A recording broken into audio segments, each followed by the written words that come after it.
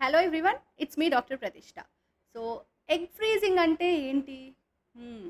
Egg freezing గురించి ఆలోచిస్తే నాకొక actress గుర్తొస్తుందండి.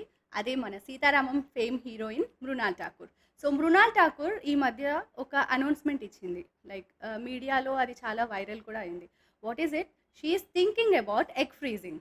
So, because of her career egg freezing గురించి ఆలోచిస్తుంది. ఎగ్ ఫ్రీజింగ్ అంటే కెరీర్ వల్ల లేదా క్యాన్సర్ వచ్చిన పేషెంట్స్ ఈ అండాశయంలో ఉన్న ఎగ్స్‌ని ప్రిజర్వ్ చేసుకుంటారు. సో, ఓవరీలో ఉన్న ఎగ్స్‌ని ప్రిజర్వ్ చేసుకుంటారు. సో థాట్ ఫ్యూచర్‌లో వాళ్ళెప్పుడైనా ప్రెగ్నెన్సీ ప్లాన్ చేసినప్పుడు ఈ ఎగ్స్ అనేవి అవైలబుల్‌గా ఉంటాయి. ఏజ్ అవ్వకుండా ఉంటాయి. అదే ఏజ్‌లో లాక్ అయ్యి ఉంటాయి. ఎందుకంటే ovary is the organ which ages very fast. మిగతా బాడీ ఆర్గాన్స్‌తో కంపేర్ చేస్తే ఓవరీ అనేది చాలా ఫాస్ట్‌గా ఏజ్ అవుతుంది. సో, ఎగ్ ఫ్రీజింగ్‌కి ఎంత కాస్ట్ అవుతుంది? రఫ్‌గా 1.5-2 లాక్స్ అవుతుందండి ఇండియాలో.